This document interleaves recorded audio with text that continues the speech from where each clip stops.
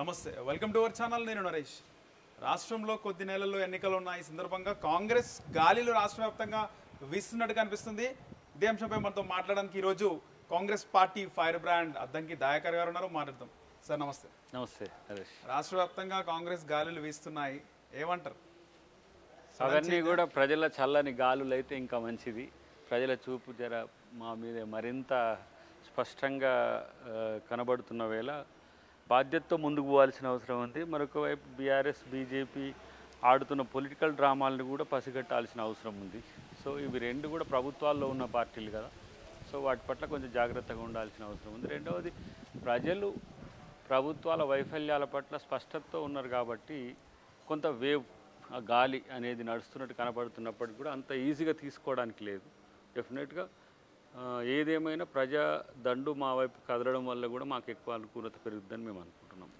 సడన్గా అంటే కొద్ది నెలల కిందట వరకు కూడా బీజేపీ స్థానిక సంస్థల్లో కార్పొరేషన్లో బీజేపీ గెలిచింది తర్వాత అనూహ్యంగా సార్ కాంగ్రెస్ సడన్ చేంజ్ కారణం ఏంటి అసలు అంటే అవి ప్రభుత్వంలో ఉన్న వాటికి స్థానిక సంస్థల ఎన్నికలు తర్వాత బై ఎలక్షన్స్ అనేవి పాజిటివ్గా ఉంటాయి మామూలుగా కానీ జనరల్ ఎలక్షన్స్ వచ్చినప్పుడు ప్రభుత్వ మార్పుకు సంకేతాలు అవే ఉంటాయి కాబట్టి ఆ సంకేతాలు కర్ణాటకలో కొంత కనపడ్డాయి దేశవ్యాప్తంగా మోదీ వ్యతిరేక గాలి ఒకటి రాష్ట్రంలో కుదేలవుతున్న బీఆర్ఎస్ పార్టీ యొక్క విధానాలు కూడా వాళ్లకు ఆశానిపాతంగా ఉన్న పరిస్థితి అలాంటి పరిస్థితుల్లో కాంగ్రెస్ పట్ల ప్రజలు నమ్మకం పెంచుకున్నారు ఇప్పుడు ఇలా పార్టీల నుంచి బీఆర్ఎస్ నుంచి బయటికి వెళ్ళిన నాయకులు కూడా కాంగ్రెస్కి రావడానికి ఒక రకంగా అదే కారణం బీజేపీ మధ్యస్థంగా ఉన్నప్పుడు సమస్య అయింది ఏంటంటే ఎవరు థర్డ్ ఆల్టర్నేటివ్ ఎవరు ఆల్టర్నేటివ్ ట్రయాంగిల్లో థర్డ్ పార్టీగా కాంగ్రెస్ని వేసే కుట్ర చేసిండ్రు వాళ్ళు ప్రతిరోజు కొట్లాడుకుంటూ మనల్ని వెనుకకి నెట్టేసే ప్రయత్నం చేసినా కూడా ప్రజలు కదా ముందుకు నెట్టేది సో ప్రజల్లో ఆ మార్పు మళ్ళీ వీళ్ళు కాకపోతే వీళ్ళు వస్తే వీళ్ళు అక్కడ కేంద్రంలో వాళ్ళ పట్ల వ్యతిరేకత ఉన్నది ఇటువైపు రాష్ట్రంలో ఉండాలంటే కేంద్రం మీద కొట్లాడుతున్నట్టు చేసినప్పుడు కూడా ఆ సూత్రం ఏదో వికటించింది కాబట్టి అలా ఈ సమస్య వచ్చిందని నేను అనుకుంటున్నాను చాలా మంది కర్ణాటక తర్వాత కాంగ్రెస్ పుంజుకుంది అంటున్నారు కానీ రాష్ట్రంలో చూసుకుంటే గత కొన్ని నెలలుగా కాంగ్రెస్ స్లోగా పికప్ అవుతున్నది అంటే కోమటిరెడ్డి వెంకటరెడ్డి మీ టీపీసీ అధ్యక్షుడు రేవంత్ రెడ్డి సయోధ్య వల్ల అంటారా అంటే నాయకుల మధ్య సయోధ్య అనేది అధిష్టానం ఒక మెరుగైన చర్యగా చూడాలి అందరి మధ్యన అధికారంలోకి వచ్చే ముందు ఈ కొట్లాట ఎందుకు అని చెప్పి ఇలా వస్తున్న పరిస్థితి ఉన్నది కాబట్టి మనం ఆలోచించాల్సిందైతే ఒకటి ఏంటంటే నాయకుల మధ్య సమన్వయం ఎప్పుడు వస్తుందని అంటే అధికారం వచ్చేటప్పుడు అధికారం వచ్చే ముందు ఇది సాధ్యమవుతుంది ఎందుకంటే ప్రతి ఒక్కరు తన భవిష్యత్తును పార్టీలో చూసుకుంటారు కాబట్టి పార్టీని నష్టం చేయాలని చూసే అవకాశం తక్కువ ఉంటుంది సో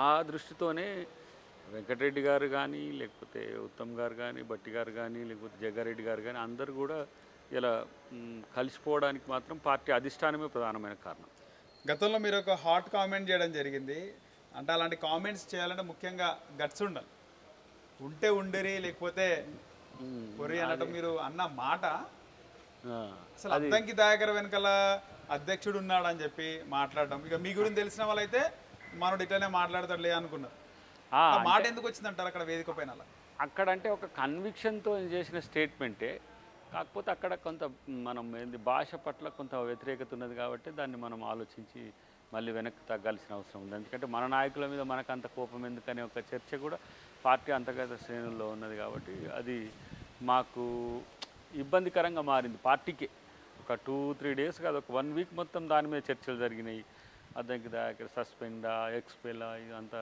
జరిగిన పరిస్థితి ఉన్నది కాబట్టి దానివల్ల పార్టీకి కొంత మేలు కూడా జరిగింది ఏంటంటే అందరూ కూడా సెటరైట్ కావడానికి కూడా ఒక మేలు జరిగింది అంటే ఎవరు కూడా పార్టీ వ్యతిరేకంగా పనిచేయడానికి అవకాశం లేకుండా పోయింది సో అది సెన్సేషన్ అయినప్పటికి కూడా ఒకవైపు నాకు ఒక జ్ఞానోదయం లాగానే పార్టీలో ఎవరైతే అటు ఇటుగా ఉంటారో వాళ్ళకు కూడా ఒక సెటరైట్ ఇప్పుడు ఏమైందంటే ఎవరైనా ఇటో అటో తెలియకుండా ఉన్నప్పుడు దయాకర్ డైలాగ్ అని చెప్పే కాడికి వచ్చింది డైలాగ్ అందరికి వచ్చింది అందరికి వర్క్ అయితే ఇటుండు లేకపోతే అటుండు ఈ గట్టును ఉంటావా ఆ గట్టును ఉంటావా ఒక ఫేమస్ పాట కూడా ఉన్నది కదా ఏదో సినిమాలో అట్లా అది ఫేమస్ అయింది సరే ఆ తర్వాత ఫేమస్ అని కాదు కానీ పార్టీ అధిష్టానం కూడా దృష్టి సారించింది సో ఇలాంటి గలాట వల్ల పార్టీకి నష్టం జరుగుతుంది కాబట్టి అందరినీ కూడా సమీకరించడానికి అదొక వేదిక అయిందని నేను అనుకుంటున్నాను తర్వాత కోమటిరెడ్డి గారు మీరు ఎప్పుడైనా ఎదురుపడ్డారా కలుస్తాం ఫస్ట్ టైం కలిసినప్పుడు ఎట్లుండే అసలు పొజిషన్?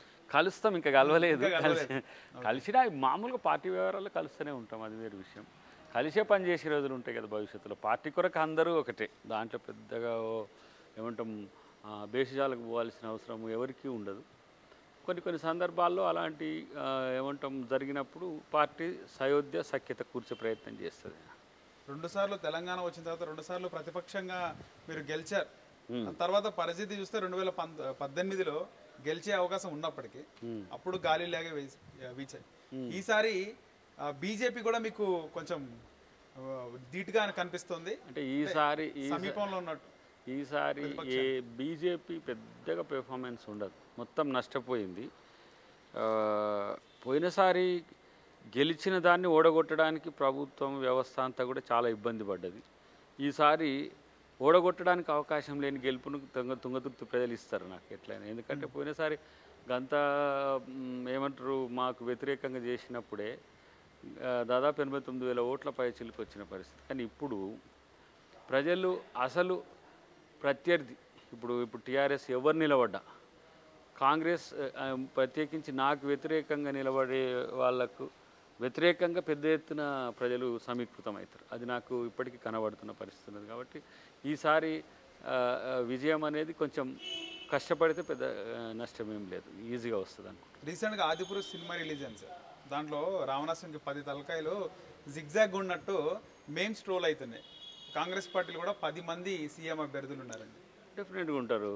ఇప్పుడు 10 మందా 5గురా 3గురా అనే విషయం పక్కన పెడితే, ఇప్పుడు ఈ ప్రాంతీయ పార్టీల మాదిరిగానో లేకపోతే కేవలం వాళ్ళకే పరిమితమైన పార్టీల మాదిరిగా మీరు ఈజీగా చెప్పొచ్చు వైసీపీ ముఖ్యమంత్రి ఎవరైతారంటే జగన్ గారు అవుతారని చెప్పొచ్చు, టీఆర్ఎస్ ఎవరైతే అంటే కేసీఆర్ అవుతారని చెప్పొచ్చు, లేదంటే టీడీపీ ఎవరైతారంటే చంద్రబాబు గారు అని చెప్పొచ్చు, లేదంటే వాళ్ళ కుమారులో వాళ్ళ భార్యలో అవుతారని చెప్పొచ్చు. కానీ కాంగ్రెస్లో అట్లా ఉండదు. కాంగ్రెస్లో నాయకుడు ముఖ్యమంత్రి అవుతారు. ఎవరైతే నాయకుడికి ఎదుగుతారో, ప్రజల నుంచి ఎదుగుతారో వాళ్ళు ఇప్పుడు అందరు ఎమ్మెల్యేలు ఎన్నుకున్న తర్వాత ఎమ్మెల్యేలు ఎంచుకునే వ్యక్తి ముఖ్యమంత్రి అవుతారు ఒక డెమోక్రటిక్ స్ట్రక్చర్లో. కాబట్టి ఇలా అందరూ కాంగ్రెస్ పార్టీ కుటుంబ పాలన అంటారు. మరి కుటుంబ పాలన లేకపోతే కుటుంబానికి సంబంధించింది అయి ఉంటే మరి పివి నరసింహారావు గారు ప్రధానమంత్రి ఎట్లయితారు, మన్మోహన్ సింగ్ గారు ఎట్లయితారు ఈ 30 సంవత్సరాల కాలంలో? కాబట్టి కాంగ్రెస్ పార్టీ రాష్ట్రాల్లో కానీ జాతీయ స్థాయిలో కానీ సామాజిక న్యాయం అనేది ఒక ఎజెండాగా ఉంటుంది. ముఖ్యంగా మీరు చూడండి, ఖర్గే గారు ఇలా ఏఐసిసి ప్రెసిడెంట్గా ఉన్నారు, ఒక దళిత్.